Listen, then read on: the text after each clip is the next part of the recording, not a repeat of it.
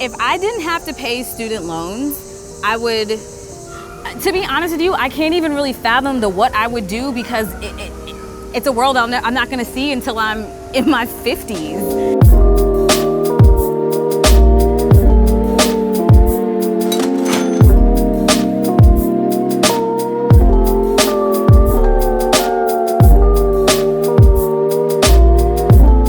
It's a subject that causes many to lay awake at night or break out into panic attacks. Student debt. Crushing student debt. Americans currently have $1.64 trillion worth of student loan debt combined. Here are a few stories from a few of our friends on how we can change things during the 2020 election, and a few tips for immediate help on how to deal with student debt.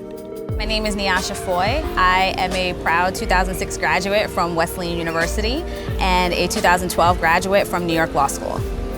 I was very fortunate to have my first 3 years of college paid for, so I did take out loans for my last year of college, and all of law school was on loans. So I only look at my amount one time a year because the number just freaks me out. So the last time I checked, I had about $214,000 taken out. It feels like Monopoly money most days. I didn't see it and it's not real. Absolutely, I think that 17, 18 years old is too young to understand the magnitude, first of all, the dollar amount, and then the complexities of how you're gonna pay it off. There's no way a 17-year-old can comprehend okay, so $50,000 and then the interest doesn't start while I'm in school and then it starts right afterwards. Okay, well, how much interest is that? There's no way you can understand that, but it's still daunting and overwhelming. But you also understand that if your education is really important to you and that's what you want, then it's a necessary evil if you don't have, a couple $100,000 sitting in the bank somewhere. Today, the cost of college is higher than it's ever been. Getting a college degree wasn't always so expensive either. In 1969, the average cost of a year of tuition at a public university was a little over $300. When adjusted for inflation, that's just over $2,000. Today, that same year at a public university costs an average of just over $10,000, more than 4 times the cost. And yet wages have stayed stagnant. If I didn't have to pay student loans, I would probably be able to build the life in the future, the dream that we were all sold. So to never be able to live in a world in which you can really experience and enjoy the fruit of your labor, it's a world that I can't, I don't know. Billionaire Robert F. Smith wanted to see what it might be like if he could spark generational wealth and a clean slate when he donated $34 million to the Morehouse class of 2019 and their parents. On behalf of the 8 generations of my family who have been in this country, we're going to put a little fuel in your bus. Now, I've got the alumni over there, and this is the challenge to you alumni. This is my class, 2019.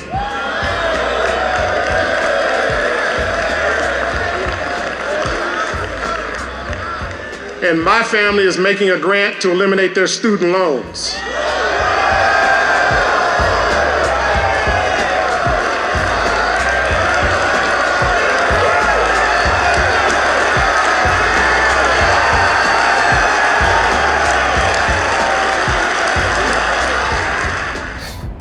So that moment, it was surreal just because it was kind of a disbelief because I didn't really understand the magnitude of everyone's debt, but they sort of disclosed it later. So I shocked would really be the words. Next thing I know, I was standing on my chair shouting let's go. It was like a basketball team chant. It was beautiful actually.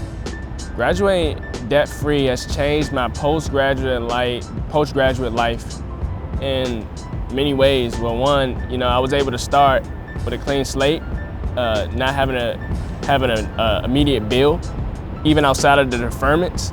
When I graduated, the amount of debt that I had accumulated was around $35,000. Outside of that, it has allowed me to, extend my investment portfolio in advantageous ways just because, I don't have any other outstanding debt. It makes me a more attractive candidate for, to get more loans. So just the ability to be stress-free, being able to take more chances, more risks, and more risk is greater reward. Not everyone can have their debt forgiven by a billionaire, so what's there to do in the meantime? If you're preparing for college or already in school, check out college junior Nikhil Desai on TikTok, who has been making videos since he got sent home from college due to coronavirus.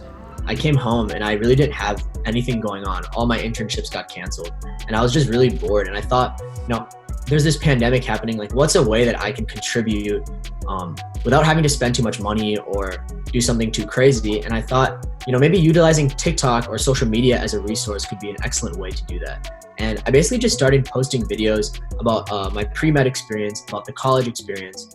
And eventually I realized that what people were really hitting onto and I felt really comfortable talking about was scholarships and how we can minimize student debt in a country that has a rampant issue with that. Yeah, so in the past 10 years, student debt has more than doubled. And that is extremely frightening. For students that are looking for ways to offset debt, I think looking at scholarships first is extremely important because there are such a diverse types of scholarships. So you can get scholarships from your school, which would be like from a college, which would be like a merit scholarship. You can get private scholarships from companies and institutions within your own community. You can even get scholarships from your parents' work benefits. So one of the things that I think not enough people ask is ask your parents, if they work, ask them if there is a scholarship available from the company they're giving. And it's not only like business companies, like if your parent works at McDonald's has a full tuition scholarship. That's why I say to a lot of students who ask questions, if you have something you're interested in, look it up online and type scholarship after it, and there's something there. So I think there's enough money out there. You just have to kind of look out and find it. And that's the issue that we're having, is that not enough people know and understand that these scholarships are widely available for everybody as long as you have internet access. And if you've recently graduated and you have loads of debt piling up, you can watch Carmen Perez of Make Real Sense on Instagram. When I was trying to get out of debt, so I paid off $57,000 of debt in 2 years and 9 months, I didn't have, there was no budgeting app out there that gave you all the tools to actually put a meaningful budget in place or like a plan to get out of debt. So that's where the idea came from. And then from there on Instagram, I started building a sense of community through my online platform, because now we're trying to break those taboos of money being so taboo to talk about. So when I had first signed over my first promissory note, the one that I got sued for, I didn't understand all the terms and what I was actually signing up for. And I think a lot of younger people, especially high school age children, just don't understand and can't quantify what it actually means to pay back so much. Prior to 2016, I didn't have great credit. Obviously, I had these student loans, all this massive debt. I was living paycheck to paycheck. And what I started, piecing together and finding on Google was there's actually frameworks that you can put in place to be able to pay off your debt in a meaningful way. So it's either debt snowball or debt avalanche. Those are two popular frameworks that you can actually implement when it comes to your money. So I stuck with the debt snowball and then had to switch over to the debt avalanche. But the debt snowball is basically paying back your debt from smallest debt to largest debt, regardless of the interest rate. So you pay the minimum on all of your other debts except that first debt at the very top of your list. You try to put as much money to that as possible. And then once that small debt is taken care of, you roll that money that you were paying to that debt into the next one and so on and so forth. That's the snowball effect. The avalanche is the complete opposite. So you organize your debt and paying that back from highest interest rate to lowest interest rate, regardless of what you owe. And that's actually the most mathematically sound way to tackle your debt because you're tackling the interest first. And of course, there are some basic no-brainers for those hoping to pay down debt. One, put a budget in place. See what areas in your finances you can cut and try to just, I wouldn't say austerity measures, but just make, I would say even small sprints towards paying off little chunks of debt as much as possible. So maybe that might be cutting cable for a year so you can free up that $60 to $100 in order to put that towards debt to pay it down faster. Maybe that looks like, meal prepping in a more meaningful way, buying in bulk to where you reduce your cost, cutting back on eating out. There's plenty of areas, subscriptions that you can cut to be able to get extra money to put towards your debt, and then stop, which will then also inch you closer to, getting away from that paycheck to paycheck cycle. Joe Biden and Donald Trump have very different priorities when it comes to higher education, so it's important to be educated on their policies and plans. Here are a few higher education and debt issues to consider when choosing how to vote in November. First up, Joe Biden.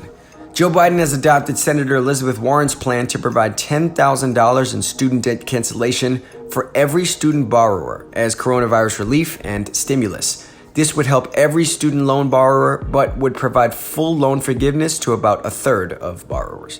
A Joe Biden-Kamala Harris administration would also work to reduce the debt students have to take on in the first place.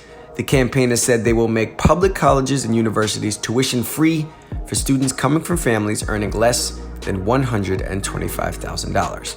The campaign also pledged to double the Pell Grant, the federal grant to lower the cost of college for low-income students.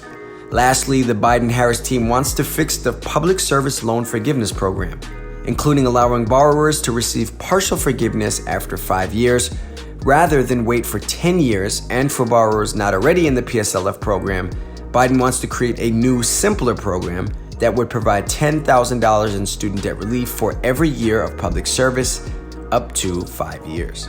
What is the Donald Trump plan? On August 8th, 2020, President Trump signed an executive order to suspend federal student loan interest and payments until December 31st, 2020. Under the Trump plan, undergrads would be eligible to receive student loan forgiveness after 15 years, 5 years sooner than the current plans. But that's pretty much where the benefits stop. The Trump administration wants graduate students to make 30 years of payments before qualifying for forgiveness. That's 5 years longer than the current. Income-based repayment plans would increase the cap to 12.5% of income, up from the current 10%. Trump's tax cuts mean you can no longer write off enrollment fees, tuition, course books, and lab fees on your taxes. And lastly, in what's probably Trump's most controversial proposal, he wants to do away with the PSLF, or the Public Service Loan Forgiveness Program. And don't forget to vote. The generation that paid $329 a year for college may not understand younger generations' struggle, so it's more important than ever to get out to the booths this November.